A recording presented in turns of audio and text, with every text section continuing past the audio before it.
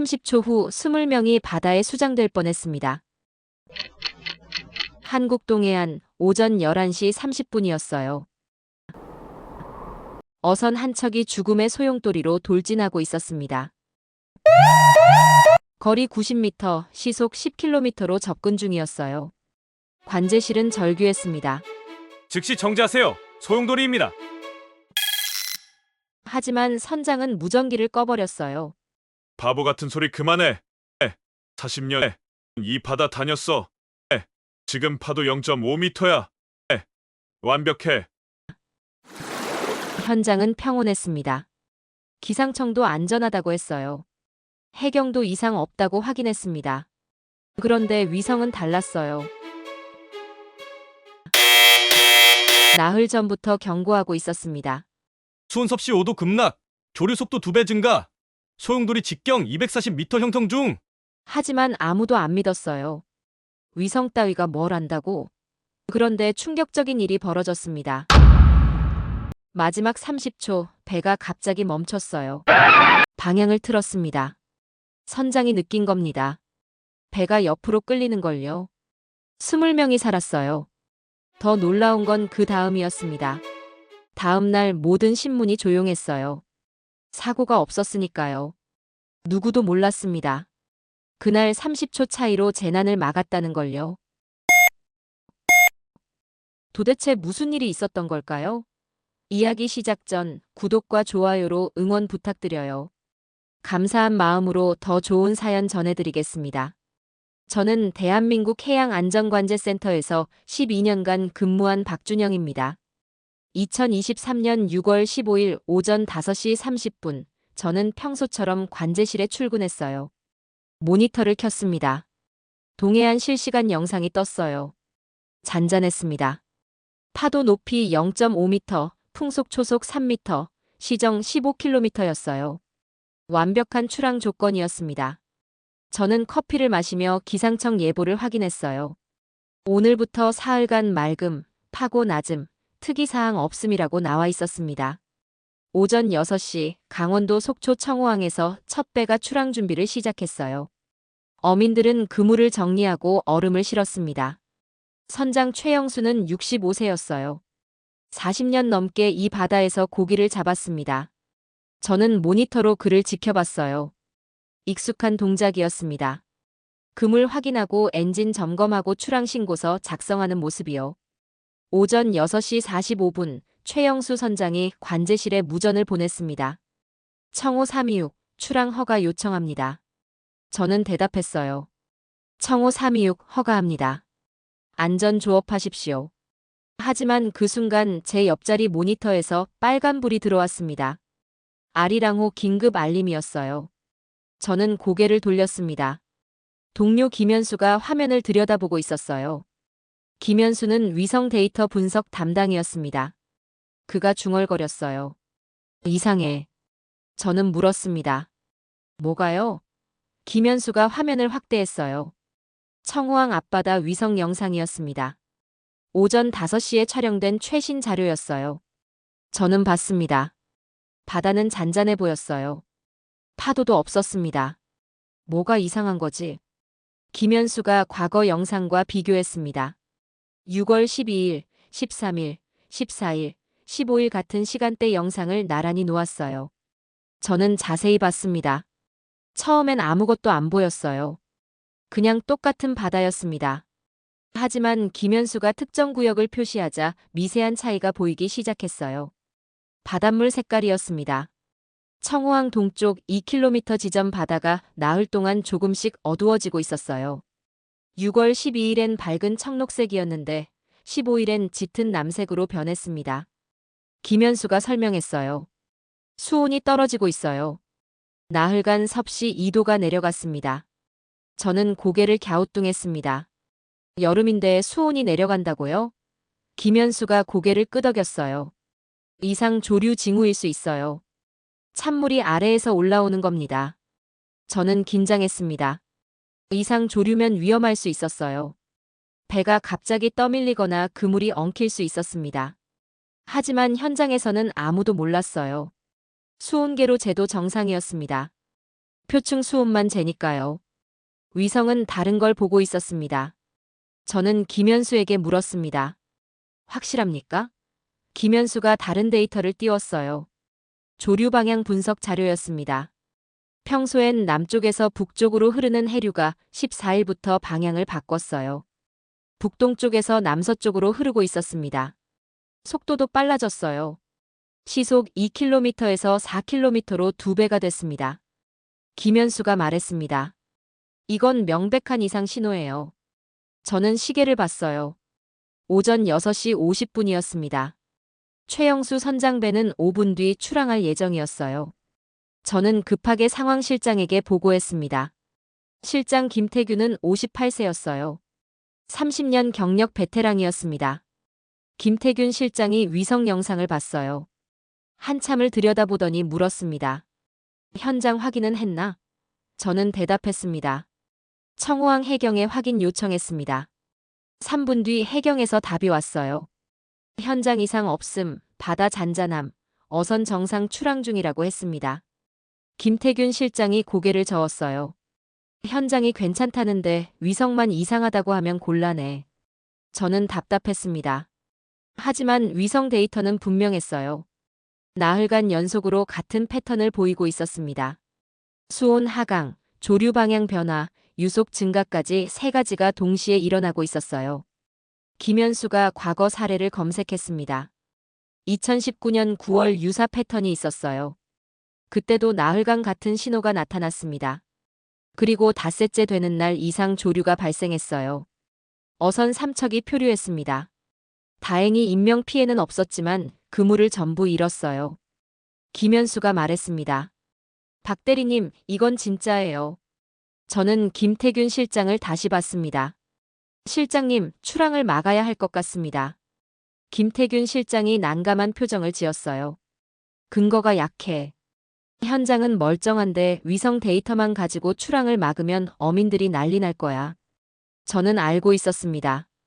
출항 금지는 어민들 생계에 직결됐어요. 하루 못 나가면 100만 원 손해였습니다.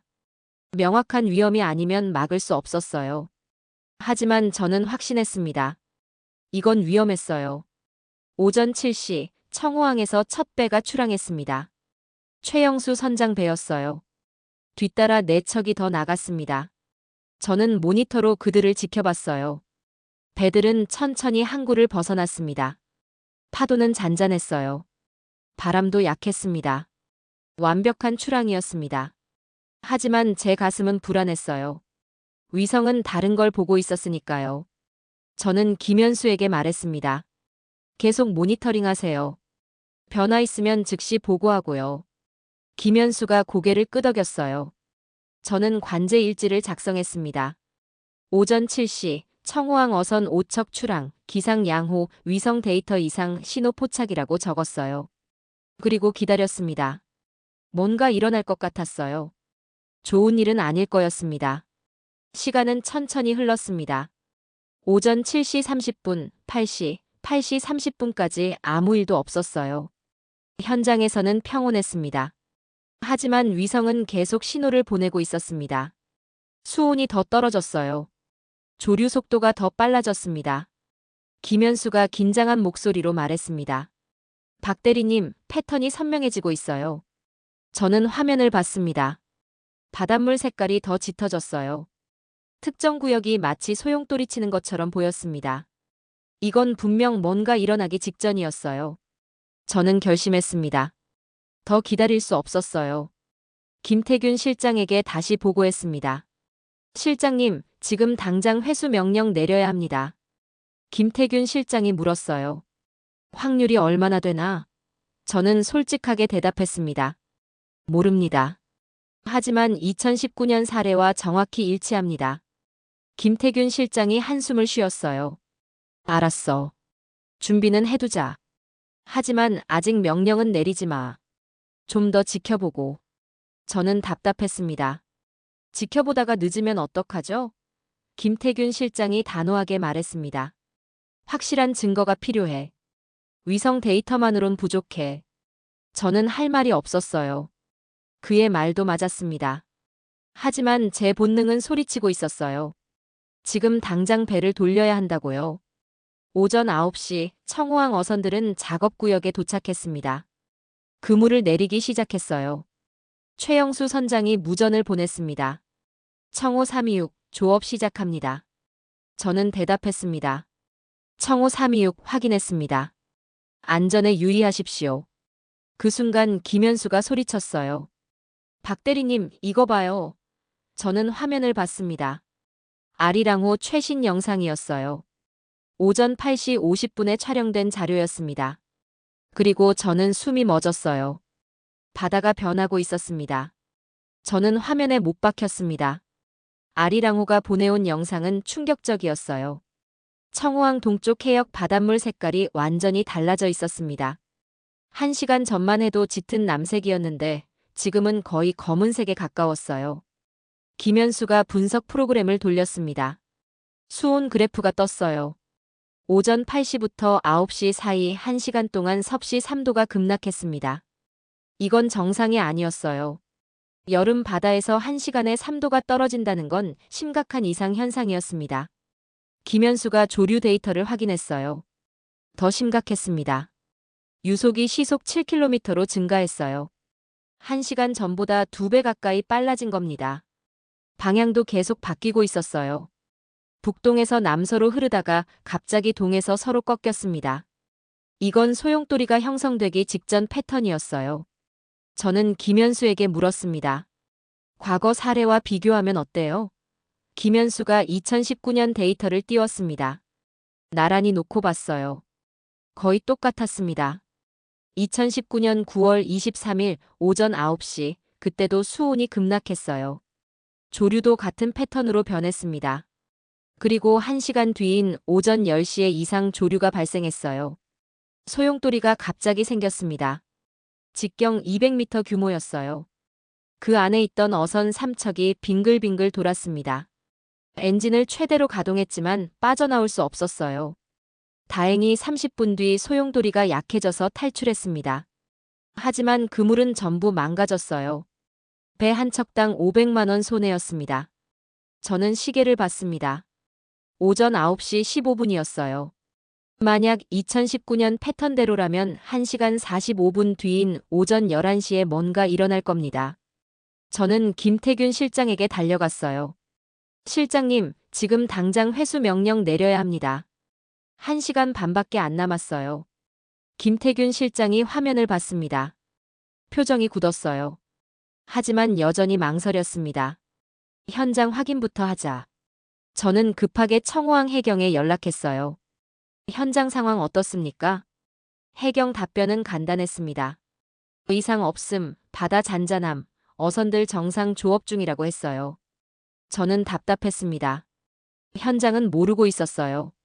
바다 표면만 보면 아무 문제 없었습니다. 파도도 없고 바람도 약했어요. 하지만 수면 아래는 달랐습니다. 찬물이 올라오고 있었어요.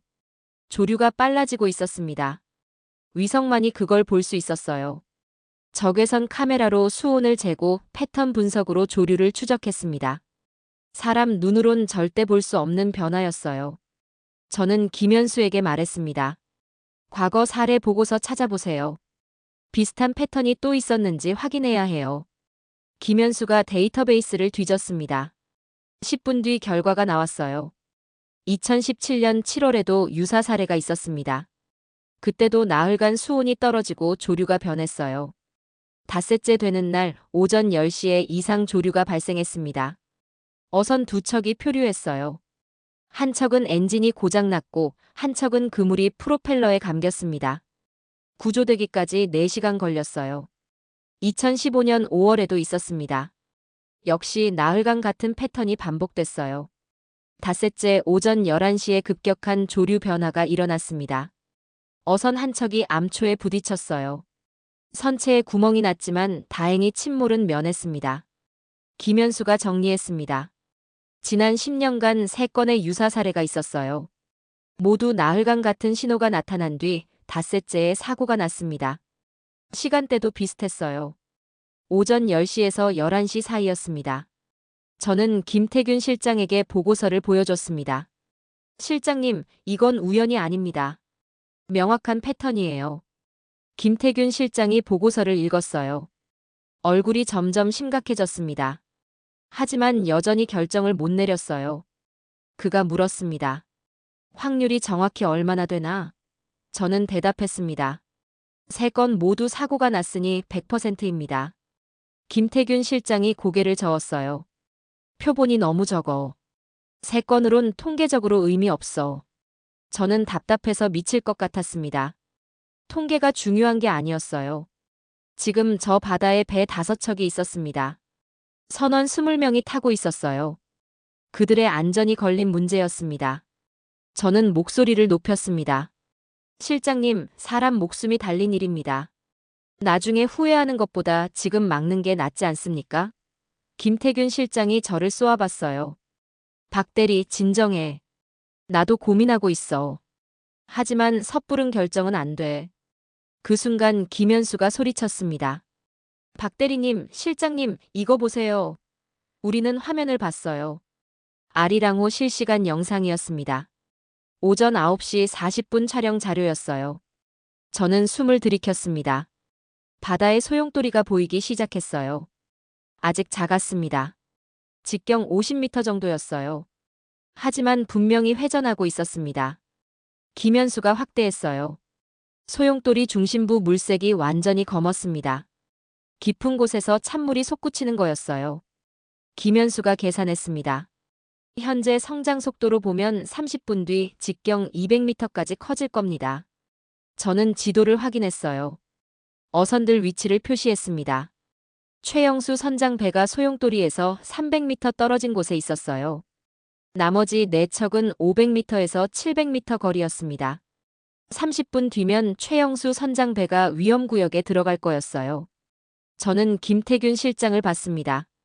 실장님, 이제 확실합니다. 즉시 회수 명령 내리십시오. 김태균 실장이 마침내 고개를 끄덕였습니다. 알았어. 명령 내린다. 하지만 그 순간 내부 전화가 울렸어요. 김태균 실장이 받았습니다. 예, 센터장님. 네, 지금 상황 보고 드리겠습니다. 그는 3분간 통화했어요. 끊고 나서 저를 봤습니다. 표정이 복잡했어요. 센터장님이 신중하게 하래. 확실한 증거 없이 출항 금지하면 민원 폭주할 거래. 저는 믿을 수 없었습니다. 지금 이 상황에서도 민원을 걱정한다고요? 저는 항의했습니다. 실장님, 사람 목숨이 먼저 아닙니까? 김태균 실장이 한숨을 쉬었어요. 나도 알아. 하지만 윗선 결정이야. 일단 경고만 보내. 회수 명령은 보류야. 저는 주먹을 쥐었습니다. 화가 났어요. 하지만 어쩔 수 없었습니다. 저는 청호항 어선들에게 무전을 보냈어요. 전 선박 주의하십시오. 해역 내 이상 조류 징후 포착됐습니다. 즉시 귀향은 아니지만 주변 경계 강화 바랍니다. 최영수 선장이 답했습니다. 청호 326 확인했습니다. 근데 여기 아무 이상 없는데요? 파도도 잔잔하고 바람도 약해요. 저는 설명했습니다. 수면 아래 상황입니다. 위성에서 포착됐어요. 최영수 선장이 웃었습니다. 위성이 뭘 안다고? 나 40년 이 바다 다녔어. 지금 완전 멀쩡해. 다른 선장들도 비슷한 반응이었어요. 걱정 마세요. 우리가 알아서 해요. 저는 무력감을 느꼈습니다. 현장은 믿지 않았어요. 오전 10시 소용돌이는 계속 커지고 있었습니다. 직경 100m를 넘어섰어요. 회전 속도도 빨라졌습니다. 김현수가 예측 모델을 돌렸어요. 오전 10시 30분에 직경 200m 도달, 오전 11시에 최대 규모 250m 예상이라고 나왔습니다. 저는 지도를 다시 봤어요. 최영수 선장배는 여전히 300m 거리에 있었습니다. 하지만 조업 중이라 천천히 이동하고 있었어요. 방향이 문제였습니다. 소용돌이 쪽으로 가고 있었어요. 저는 더 이상 참을 수 없었습니다. 김태균 실장에게 다시 말했어요. 실장님, 지금 안 막으면 정말 사고 납니다. 제가 책임질게요. 명령만 내려주십시오. 김태균 실장이 고민했습니다. 길게 느껴지는 10초였어요. 그리고 그가 입을 열었습니다. 알았어. 내가 책임진다. 회수 명령 내려. 저는 안도했습니다. 드디어요. 하지만 그 순간 또 전화가 울렸어요. 이번엔 해양수산부였습니다. 그리고 우리가 들은 말은 충격적이었습니다. 김태균 실장이 전화를 받았습니다. 얼굴이 굳었어요. 예, 차관님. 네, 상황 파악하고 있습니다. 하지만 현장은 이상 없다고 합니다. 그는 10분간 통화했어요. 끊고 나서 힘없이 의자에 앉았습니다. 저는 물었습니다. 무슨 일입니까? 김태균 실장이 한숨을 쉬었어요. 차관님이 신중하게 하래. 위성 데이터만으론 부족하대. 현장 확인 없이 회수 명령 내리면 안 된대. 저는 이해할 수 없었습니다. 위성이 명확히 보여주는데 뭘 더 확인하라는 겁니까? 김태균 실장이 설명했습니다. 위에서는 민원을 걱정해. 만약 우리가 회수 명령 내렸는데 아무 일도 안 생기면 어민들이 난리 칠 거래. 보상 요구할 거고 언론에 나갈 거래. 그럼 우리가 과잉 대응했다고 욕먹는데. 저는 반박했습니다. 하지만 안 막았다가 사고 나면 어떡합니까? 김태균 실장이 쓴웃음을 지었어요. 그것도 우리 책임이지. 어느 쪽이든 우리가 욕먹어. 저는 황당했습니다. 사람 목숨보다 민원이 중요하다는 겁니까?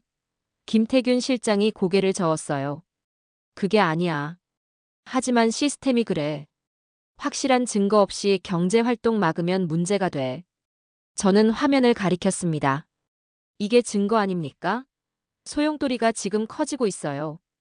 김태균 실장이 대답했습니다. 위성 영상은 간접 증거야.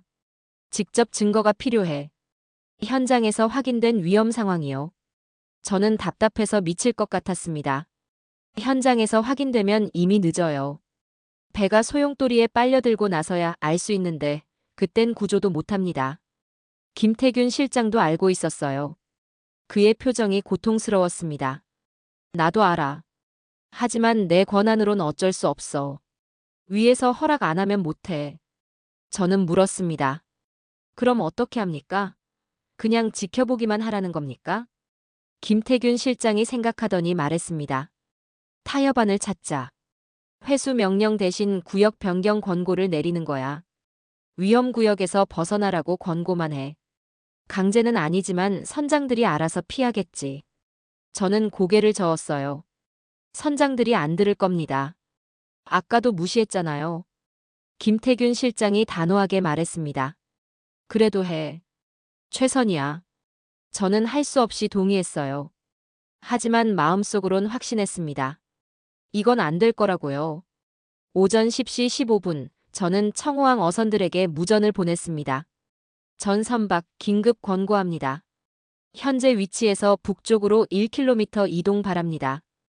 해당 구역 이상 조류 위험 증가 중입니다. 최영수 선장이 답했어요. 청호 326, 왜 갑자기 구역을 바꾸라는 겁니까? 여기 고기 많이 잡히는데요. 저는 설명했습니다. 위성 데이터상 위험 신호 포착됐습니다. 안전을 위해 이동 권고드립니다. 최영수 선장이 짜증 섞인 목소리로 말했습니다. 위성이 또 그러네. 아까도 그랬잖아요. 근데 여기 아무 이상 없어요. 파도 잔잔하고 날씨 좋아요. 왜 자꾸 헛소리 합니까?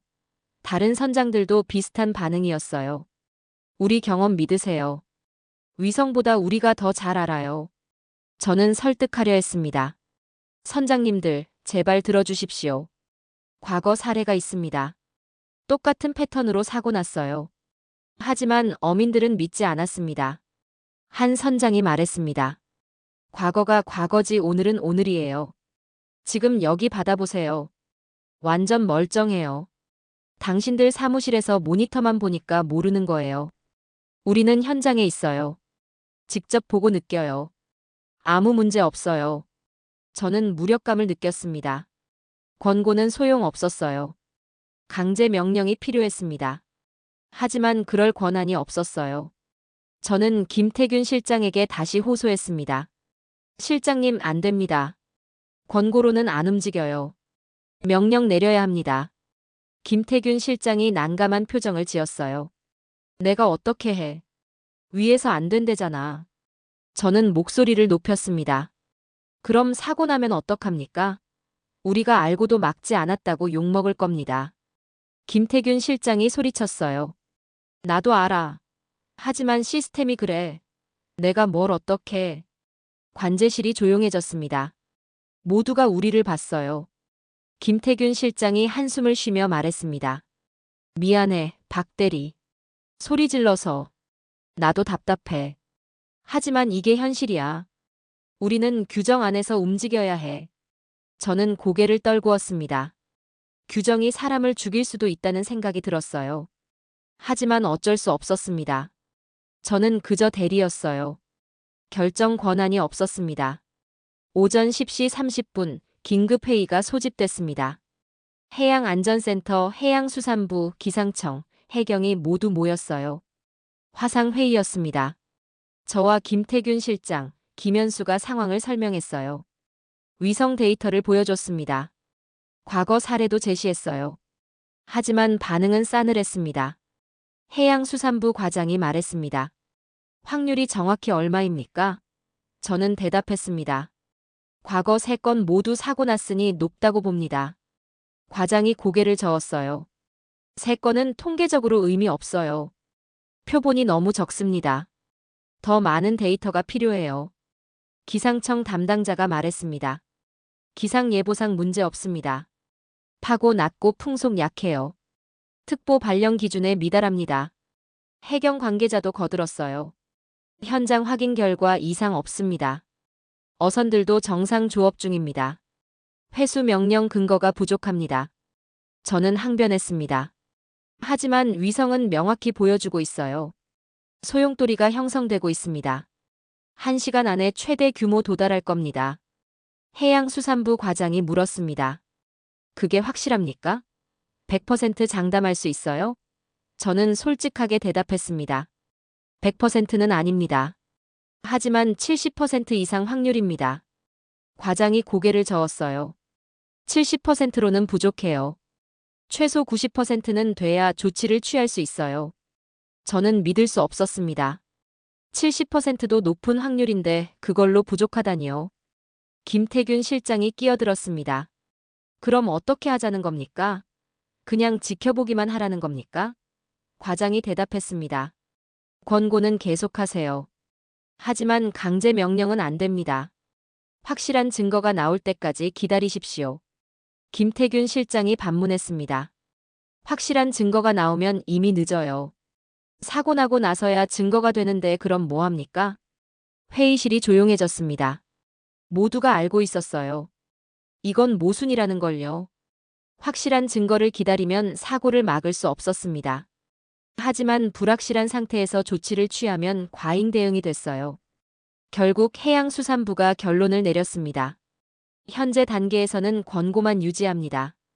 회수 명령은 보류합니다. 단 상황 변화 시 즉시 재평가하겠습니다. 회의가 끝났습니다. 저는 허탈했어요. 결국 아무것도 안 하기로 한 겁니다. 김태균 실장이 제 어깨를 두드렸어요. 최선을 다했어. 이제 기다릴 수밖에 없어. 저는 화면을 봤습니다. 소용돌이는 계속 커지고 있었어요. 직경 150m를 넘어섰습니다. 최영수 선장배는 250m 거리까지 접근했어요. 저는 시계를 봤습니다. 오전 10시 45분이었어요. 예측대로라면 45분 뒤 최대 위기가 올 겁니다. 저는 기도했습니다. 제발 아무 일도 일어나지 마라. 제발 예측이 틀렸으면 좋겠다. 하지만 마음속 깊은 곳에서 알고 있었어요. 이건 틀리지 않을 거라는 걸요. 위성은 거짓말하지 않았습니다. 데이터는 명확했어요.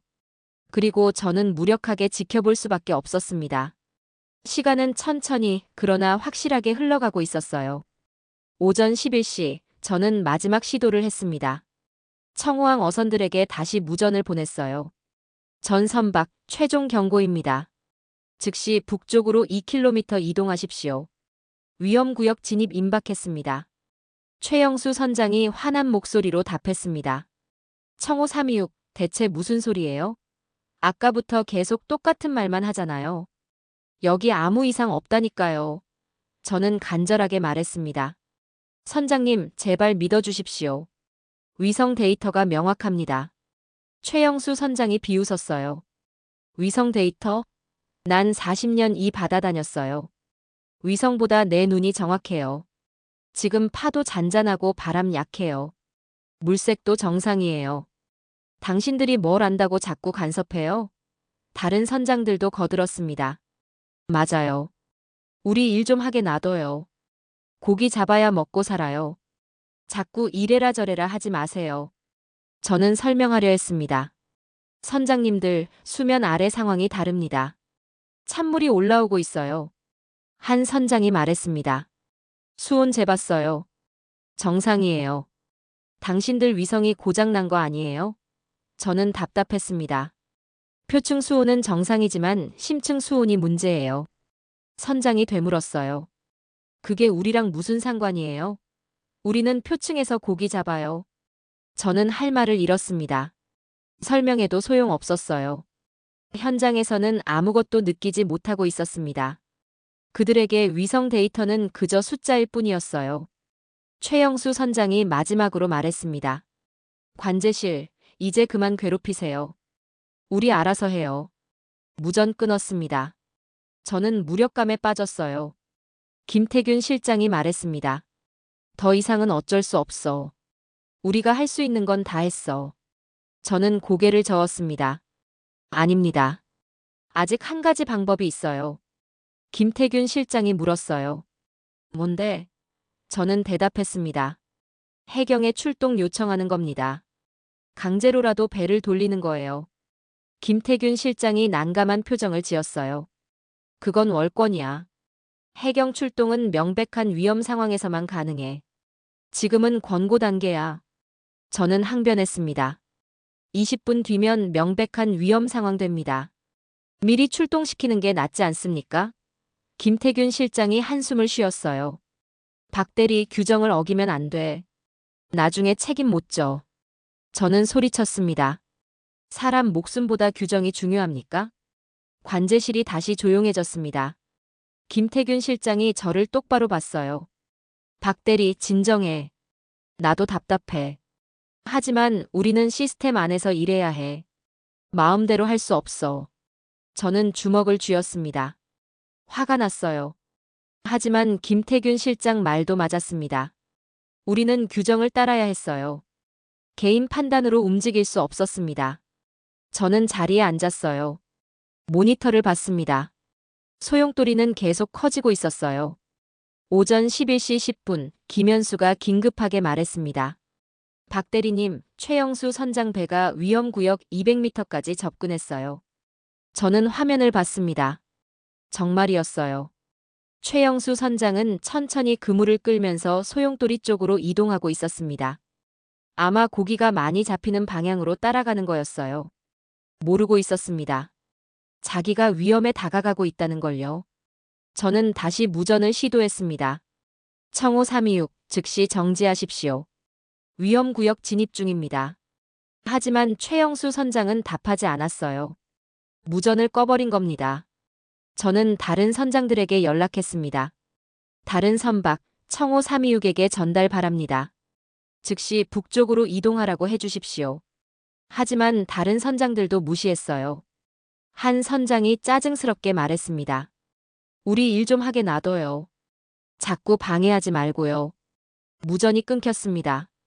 저는 절망했어요. 연락수단이 없었습니다. 김태균 실장이 결단을 내렸습니다. 해경에 연락해. 현장 확인 요청해. 저는 즉시 속초 해경에 전화했어요. 청호항 앞바다 긴급 확인 요청합니다. 어선 위험구역 진입 중입니다. 해경 담당자가 물었어요. 구체적으로 어떤 위험입니까? 저는 설명했습니다. 이상 조류 발생 예상 구역입니다. 위성 데이터상 소용돌이 형성 중입니다. 해경 담당자가 잠시 침묵하더니 말했습니다. 위성 데이터요? 현장 확인은 됐습니까? 저는 대답했습니다. 현장에서는 아직 감지 못했습니다. 하지만 위성이 명확히 보여주고 있어요. 해경 담당자가 난감하게 말했습니다. 그럼 출동 근거가 약한데요. 명백한 위험 상황이어야 출동 가능합니다. 저는 설득했습니다. 20분 뒤면 명백해집니다. 미리 출동하는 게 낫지 않습니까? 해경 담당자가 고민하더니 말했습니다. 상부에 보고하겠습니다. 잠시만 기다려주세요. 10분이 지났습니다. 해경에서 답이 왔어요. 대기 상태로 전환합니다. 현장 상황 변화 시 즉시 출동하겠습니다. 저는 물었습니다. 지금 출동은 안 됩니까? 해경 담당자가 대답했습니다. 현재로서는 출동 기준 미달입니다. 양해 바랍니다. 전화가 끊겼어요. 저는 허탈했습니다. 해경도 못 움직였어요. 모두가 규정에 묶여 있었습니다. 오전 11시 25분 최영수 선장배는 소용돌이에서 150m까지 접근했습니다. 김현수가 예측했어요. 5분 뒤면 100m 진입합니다. 10분 뒤면 위험구역입니다. 저는 시계를 봤어요. 오전 11시 35분이면 소용돌이가 최대 규모에 도달할 예정이었습니다. 그때 최영수 선장배가 그 안에 있으면 빠져나올 수 없을 거였어요. 저는 다시 무전을 시도했습니다. 청호 326 응답하십시오. 긴급 상황입니다. 하지만 아무 대답이 없었어요. 최영수 선장은 무전기를 완전히 꺼버린 것 같았습니다. 저는 다른 선장들에게 부탁했습니다. 청호 326 근처에 계신 선박, 유관으로 신호 보내주십시오. 즉시 북쪽으로 이동하라고 해주세요. 한 선장이 마지못해 대답했어요. 알겠어요. 해보죠. 3분 뒤 그 선장이 다시 무전을 보냈습니다. 청호 326한테 신호 보냈는데 무시하네요. 자기 할 일 하겠대요. 저는 절망했습니다. 모든 방법을 다 써봤어요. 무전, 권고, 해경 요청까지 전부 소용없었습니다. 최영수 선장은 듣지 않았어요. 김태균 실장이 말했습니다. 이제 정말 어쩔 수 없어. 기도하자. 아무 일도 안 생기길 바랄 수밖에 없어. 저는 고개를 떨구었습니다. 무력함이 저를 짓눌렀어요. 모니터 속 최영수 선장 배는 천천히 그러나 확실하게 소용돌이를 향해 가고 있었습니다. 오전 11시 30분 김현수가 소리쳤습니다. 박 대리님, 소용돌이 최대 규모 도달했어요. 직경 240m입니다. 저는 화면을 봤어요. 거대한 소용돌이가 바다 한가운데에 자리 잡고 있었습니다. 회전 속도가 무서웠어요. 중심부는 완전히 검었습니다. 김현수가 계속 보고했습니다. 최영수 선장배 소용돌이 외곽에서 100m. 저는 숨을 멈췄습니다. 이제 정말 위험했어요. 조금만 더 가면 빨려들 거였습니다. 그 순간 기적이 일어났습니다. 최영수 선장배가 갑자기 멈췄어요. 엔진을 끈 것 같았습니다. 저는 화면을 뚫어지게 봤어요. 뭐 하는 거지? 잠시 후 배가 방향을 틀기 시작했습니다. 북쪽으로요. 소용돌이 반대 방향이었어요. 저는 믿을 수 없었습니다. 왜 갑자기 방향을 바꾼 거지? 김현수가 확인했습니다. 청호 326 북쪽으로 이동 중입니다. 소용돌이에서 멀어지고 있어요. 저는 안도의 한숨을 쉬었습니다. 살았어요.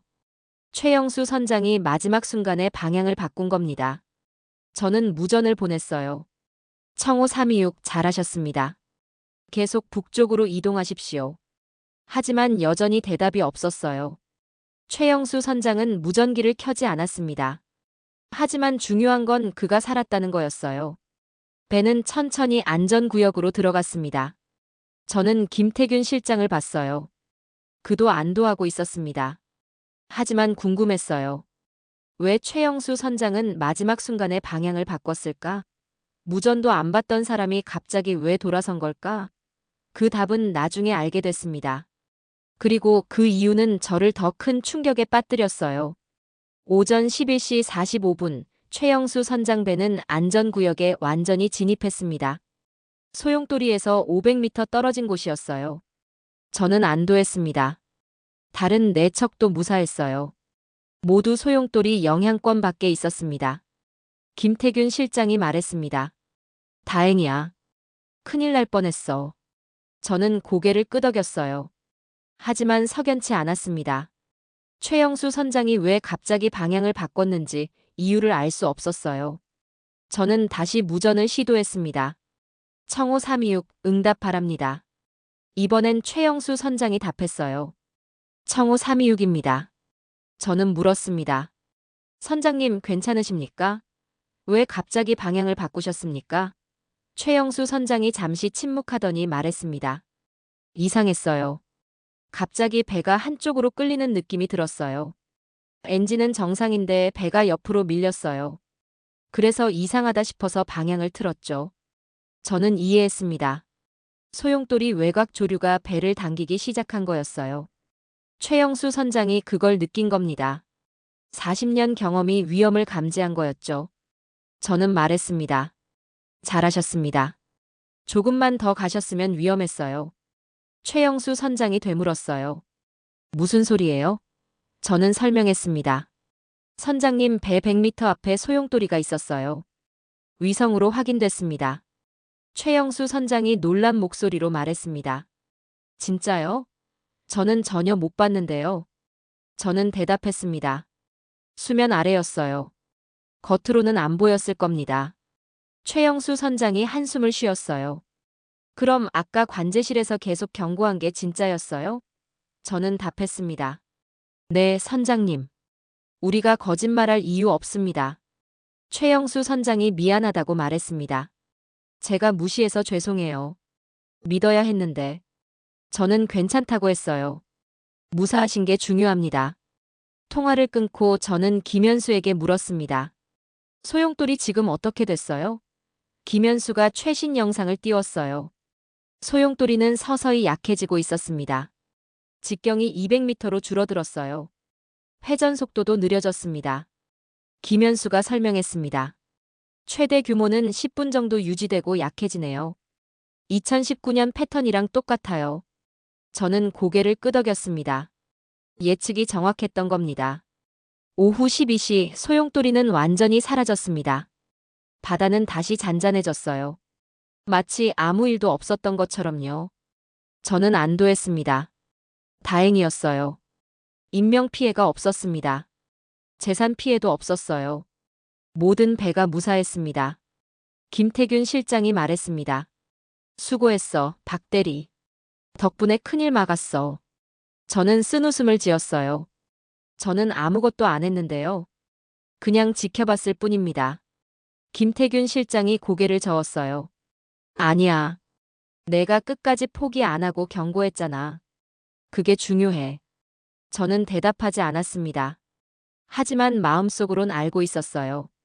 우리가 한 건 별로 없었습니다. 어민들이 무시했고 상부는 막지 않았어요.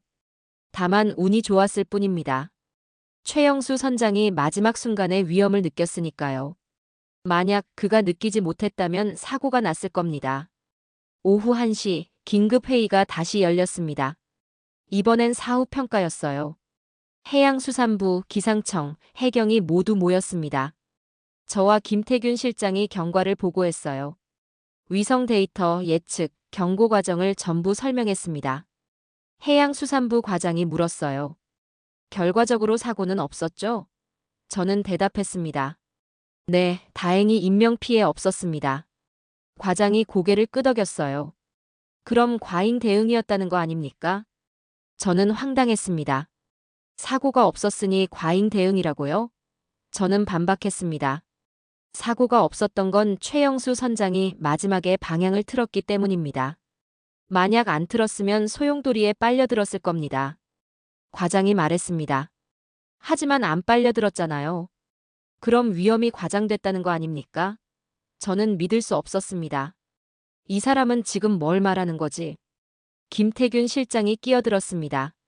과장님, 결과론적으로 판단하시면 안 됩니다. 당시 상황에서는 분명히 위험했어요. 과장이 고개를 저었어요. 하지만 현장에서는 이상 없다고 했잖아요. 위성 데이터만 이상하다고 했고요. 그럼 위성이 오판한 거 아닙니까? 김태균 실장이 항변했습니다. 위성은 정확히 봤어요. 소용돌이가 실제로 생겼잖아요. 과장이 말했습니다. 하지만 피해는 없었잖아요. 그럼 괜한 소동이었던 거죠. 저는 화가 났습니다. 이 사람은 사고가 나야만 인정하는 거였어요. 사고를 막으면 과잉 대응이 되는 구조였습니다. 저는 참지 못하고 말했습니다. 과장님, 그럼 사고 날 때까지 기다리라는 겁니까? 과장이 저를 쏘아봤어요. 박 대리, 말 조심하세요. 저는 위축되지 않았습니다. 사실을 말한 것뿐인데요. 과장이 짜증스럽게 말했습니다. 이번 건은 우연히 잘 넘어갔어요. 하지만 다음엔 더 신중하세요.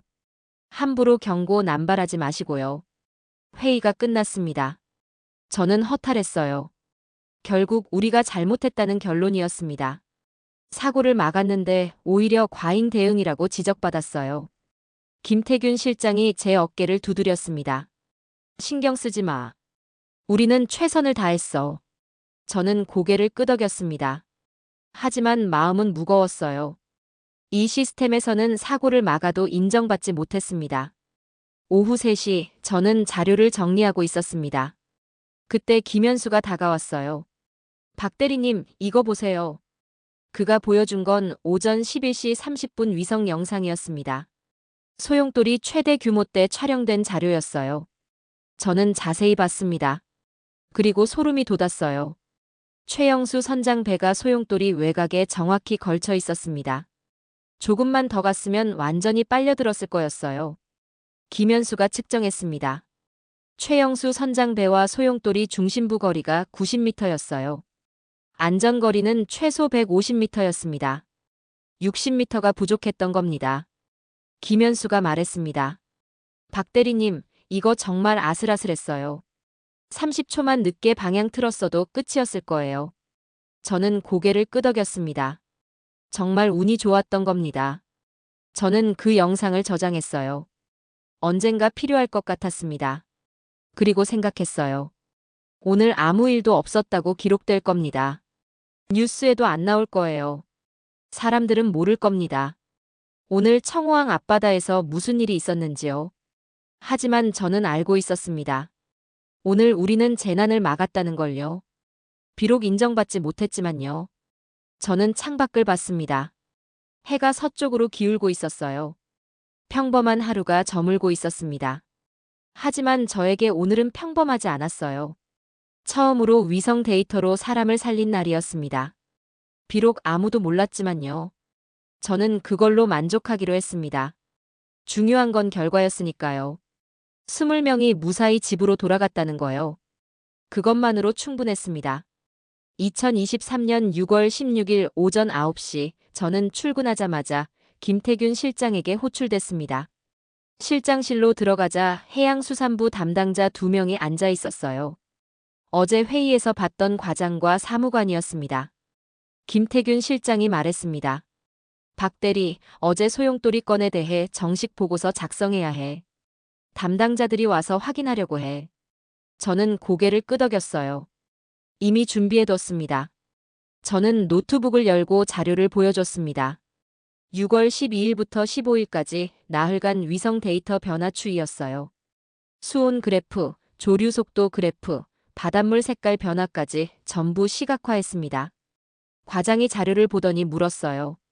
이 데이터가 정확합니까? 검증은 됐습니까? 저는 대답했습니다. 아리랑호는 3일마다 같은 지점을 같은 각도로 촬영합니다. 오차 범위 0.3도 이내로 정확해요. 과장이 계속 질문했습니다. 그럼 왜 현장에서는 감지 못했습니까? 저는 설명했어요. 수온 변화가 수면 아래에서 일어났기 때문입니다. 표층 수온은 정상이었어요. 하지만 수심 10m 아래에서 찬물이 올라오고 있었습니다. 어민들이 사용하는 수온계는 표층만 재니까 몰랐던 겁니다. 과장이 고개를 끄덕였어요. 그럼 위성은 어떻게 그걸 봤습니까? 저는 아리랑호 촬영 방식을 설명했습니다. 적외선 카메라로 수온을 측정해요. 표층뿐 아니라 수심 20m까지 온도 분포를 파악할 수 있습니다. 그래서 심층 냉수 상승을 감지한 겁니다. 과장이 흥미로운 표정을 지었어요. 그럼 사람 눈으로는 절대 못 보는 거네요? 저는 고개를 끄덕였습니다. 네, 위성만이 볼 수 있는 변화였습니다. 사무관이 질문했습니다. 과거 사례는 정말 일치합니까? 저는 2019년, 2017년, 2015년 사례를 비교 분석한 자료를 보여줬어요. 세 사례 모두 똑같은 패턴을 보였습니다. 나흘간 수온 하강, 조류 방향 변화, 유속 증가가 동시에 일어났어요. 그리고 닷새째에 소용돌이가 발생했습니다. 시간대도 비슷했어요. 오전 10시에서 11시 사이였습니다. 사무관이 자료를 꼼꼼히 봤어요. 한참 후에 말했습니다. 패턴이 명확하네요. 이 정도면 예측 가능한 수준입니다. 저는 동의했어요. 그래서 어제 경고를 계속했던 겁니다. 사무관이 과장을 봤습니다. 과장님, 이건 우연이 아닌 것 같은데요. 과장이 난감한 표정을 지었어요. 하지만 표본이 3건밖에 없잖아. 통계적으로 의미 있다고 보기 어려워. 저는 반박했습니다. 과장님, 3건 모두 사고로 이어졌어요. 100% 적중률입니다. 이게 우연일 확률은 거의 없습니다. 과장이 한숨을 쉬었어요. 알아. 하지만 이걸 공식 매뉴얼로 만들기엔 근거가 약해. 더 많은 데이터가 필요해. 저는 답답했습니다. 더 많은 데이터를 모으려면 사고가 더 나야 한다는 뜻이었어요. 그건 말이 안 됐습니다. 김태균 실장이 끼어들었습니다. 과장님, 그럼 일단 내부 지침으로라도 만들면 어떻습니까? 공식 매뉴얼은 아니더라도 참고 자료로는 쓸 수 있잖아요. 과장이 고민하더니 고개를 끄덕였어요. 그건 괜찮겠네요. 내부 지침으로 만드세요. 하지만 대외적으로 공개는 안 됩니다. 저는 물었습니다. 왜 공개하면 안 됩니까? 과장이 설명했습니다. 어민들이 알면 혼란스러워해요. 나흘간 특정 패턴 나타나면 닷새째 위험하다. 이런 식으로 알려지면 괜한 불안만 키울 겁니다. 차라리 우리가 조용히 모니터링하다가 필요할 때 경고하는 게 나아요. 저는 이해했습니다. 정보를 선별적으로 공개하겠다는 거였어요. 하지만 석연치 않았습니다. 투명해야 하는 거 아닌가? 회의는 2시간 계속됐습니다. 결론은 간단했어요. 해양안전센터가 내부 지침을 만들고 유사 패턴 감지 시 단계별 대응 매뉴얼을 작성한다. 하지만 대외 공개는 하지 않는다. 저는 그 결정에 동의할 수 없었지만 어쩔 수 없었어요. 저는 실무자일 뿐이었습니다.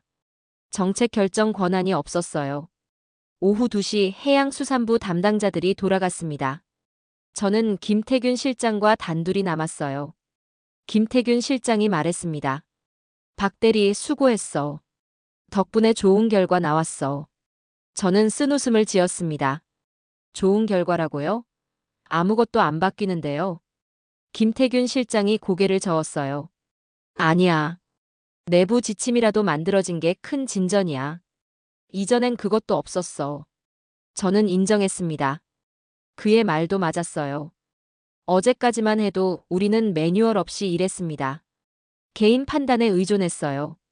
이제는 적어도 기준이 생겼습니다. 나흘간 특정 패턴이 나타나면 경고 단계를 높인다. 이건 분명한 진전이었어요. 하지만 여전히 부족했습니다.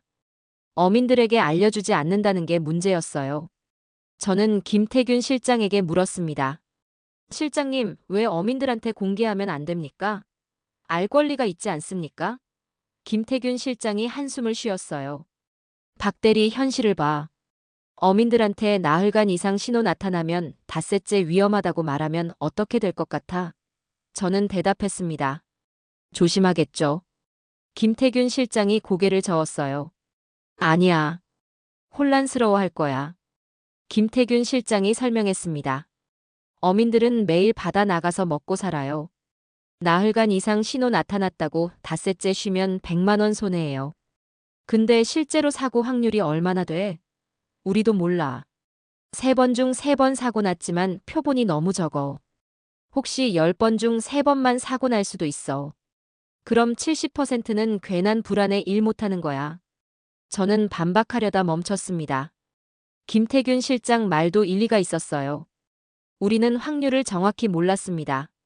3건 모두 사고 났지만 전체 모집단을 모르니 정확한 위험도를 계산할 수 없었어요. 만약 실제로는 10번 중 3번만 사고 나는 거라면 30% 확률이었습니다.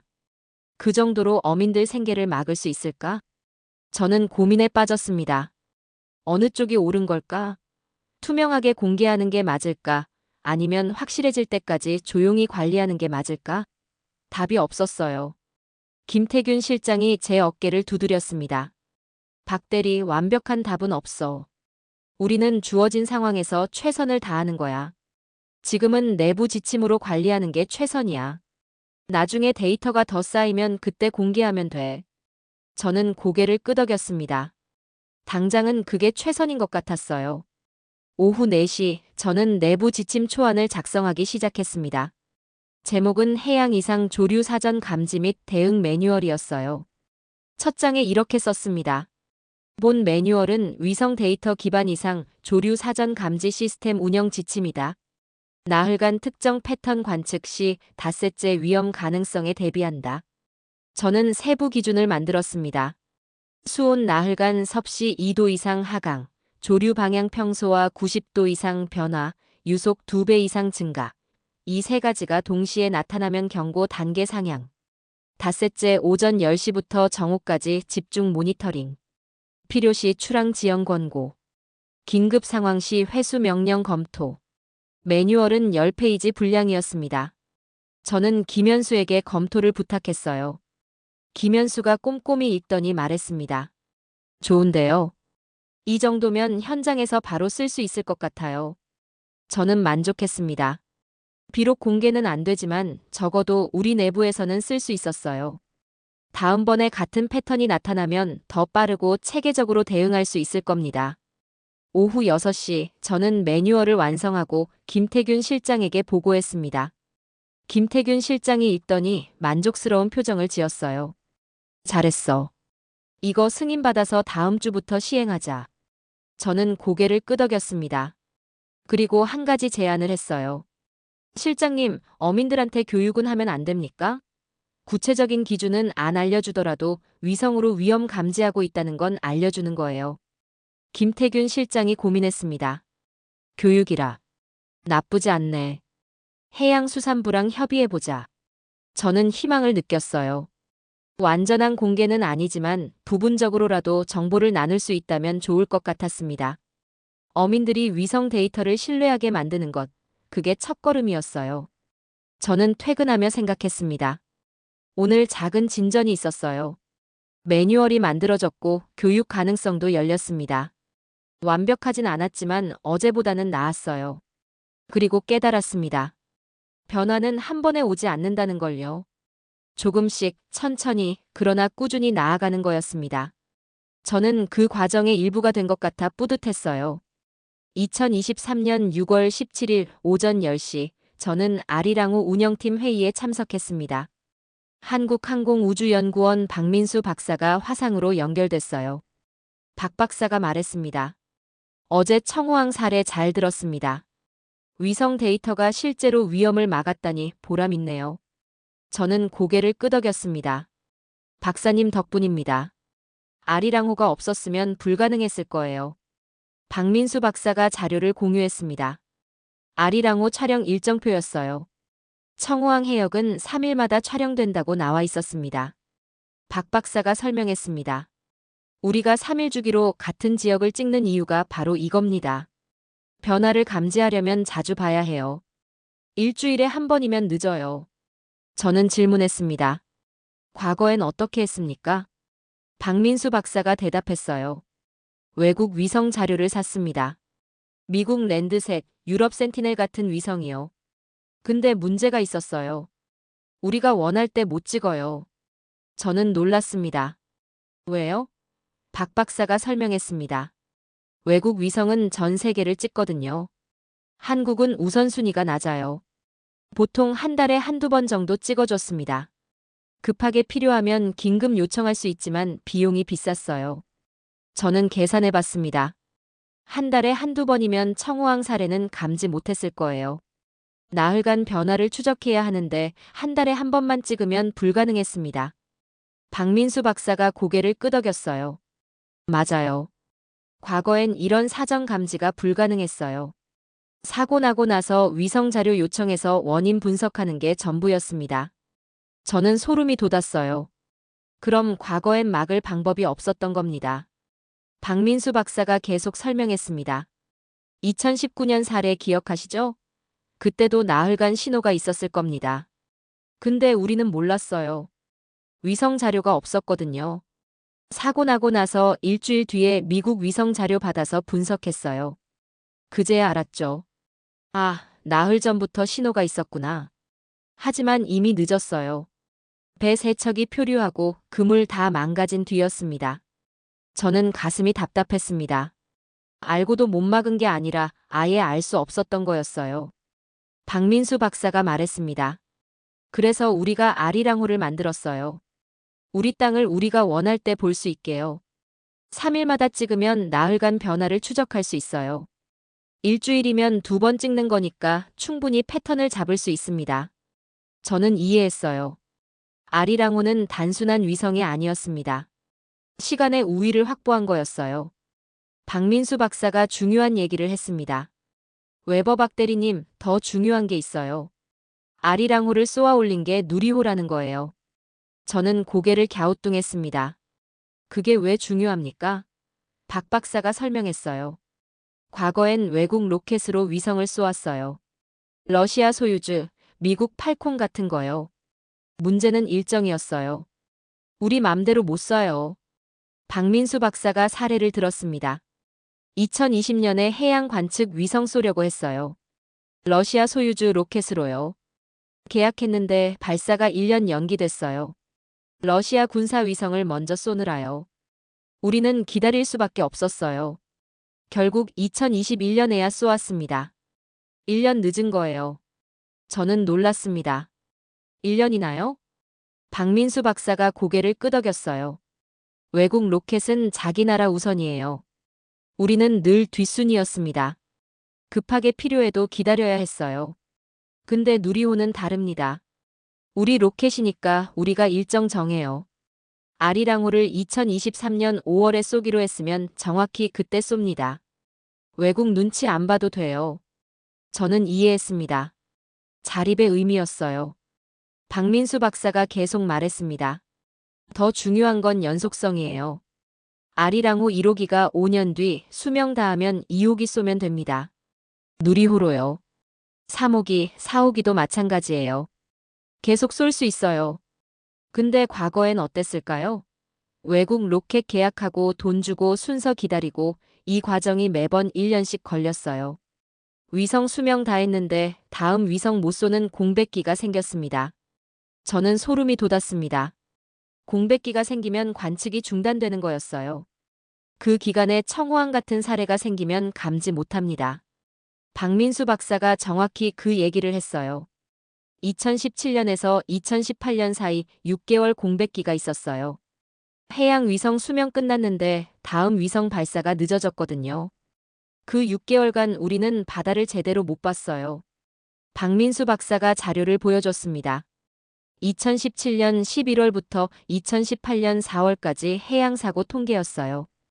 평소보다 40% 증가했습니다. 박 박사가 말했습니다. 우연이 아니에요. 위성 없으니까 사전 경보 못 냈어요. 기상청 예보만 믿었는데 한계가 있었죠. 결국 사고가 늘었습니다. 저는 충격받았어요. 위성 공백이 사람 목숨에 직결됐던 겁니다. 박민수 박사가 결론을 냈습니다. 그래서 누리호가 중요해요.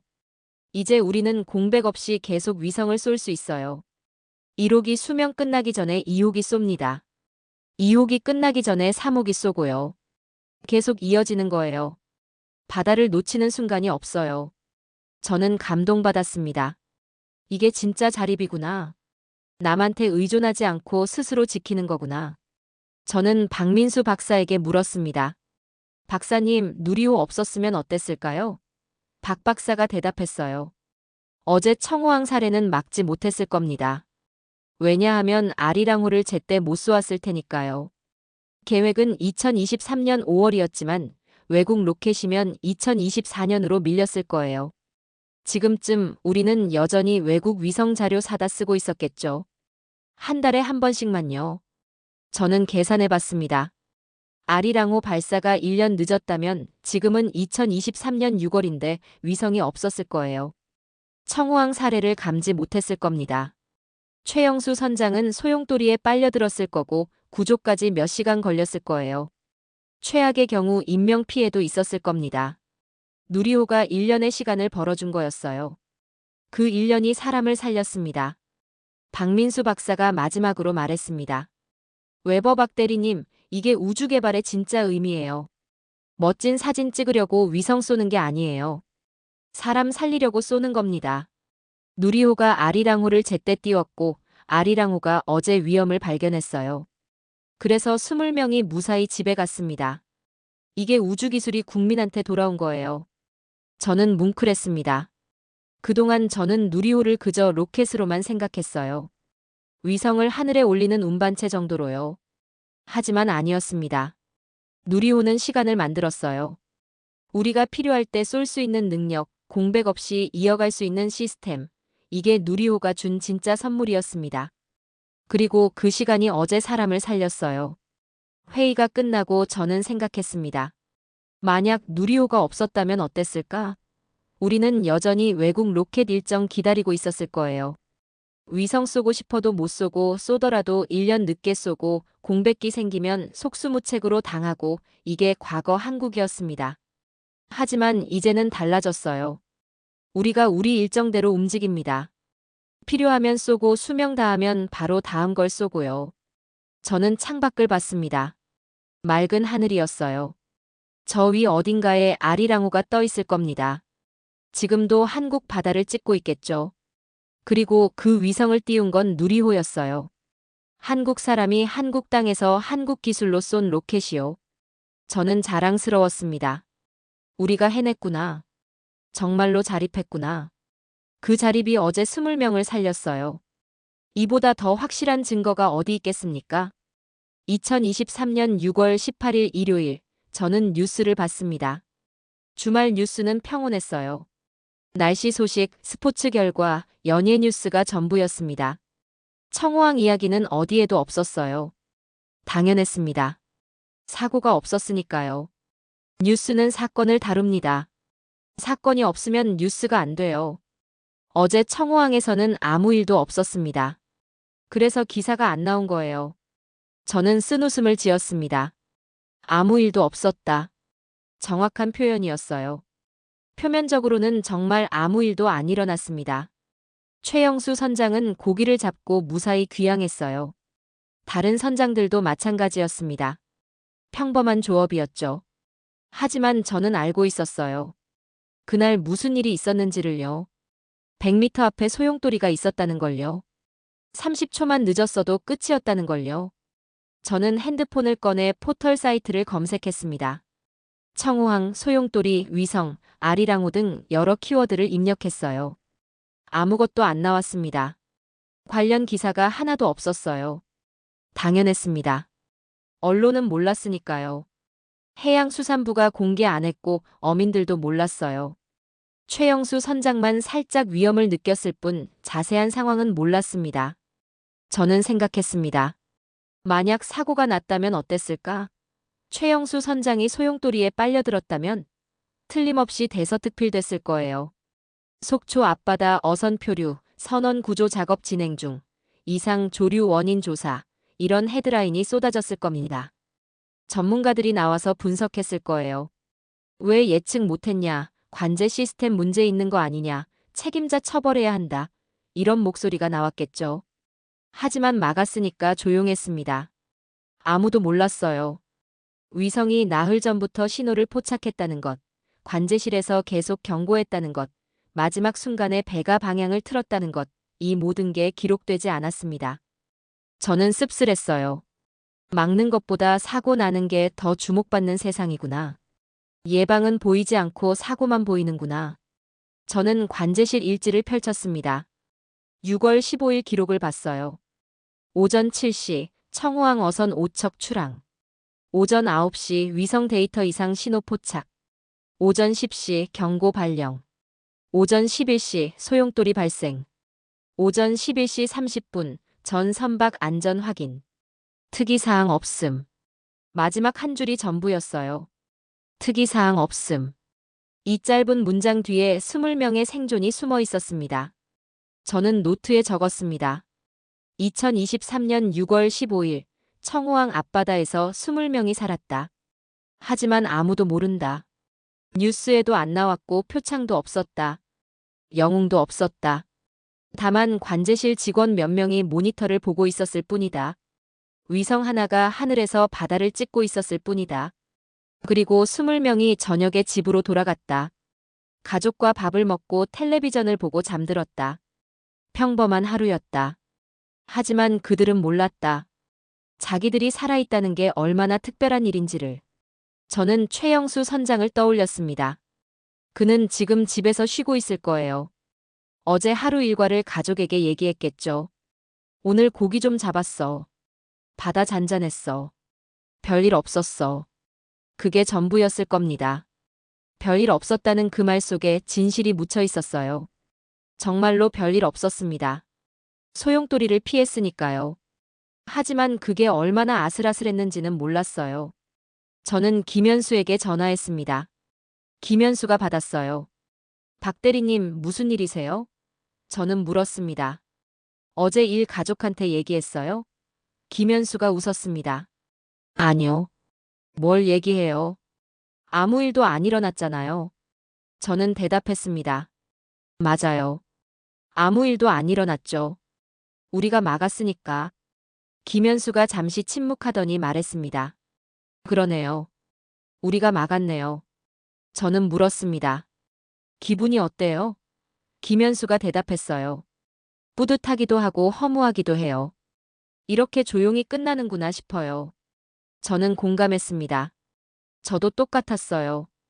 뿌듯했습니다. 사람을 살렸으니까요. 하지만 허무했어요. 아무도 몰랐으니까요. 김현수가 말했습니다. 근데 박 대리님, 이게 맞는 것 같아요.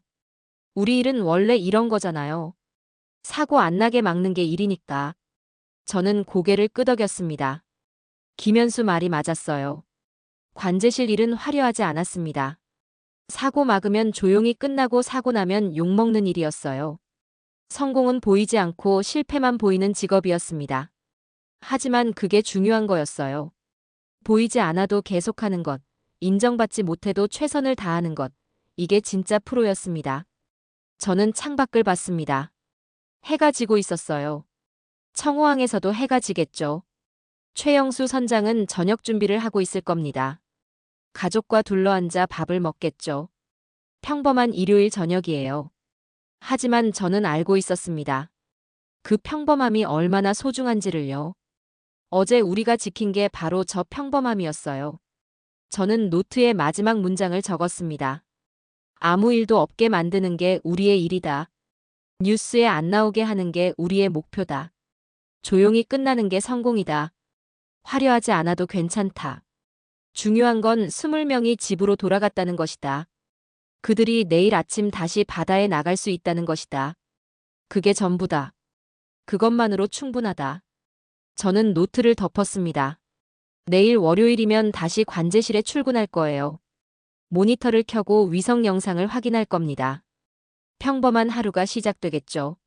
하지만 이제 저는 알고 있었어요. 그 평범함 뒤에 얼마나 많은 노력이 숨어 있는지를요. 아리랑호가 3일마다 바다를 찍고 김현수가 데이터를 분석하고 제가 경고를 보내는 것. 이 모든 게 모여서 평범한 하루를 만드는 거였습니다. 저는 핸드폰을 꺼냈습니다. 김태균 실장에게 문자를 보냈어요.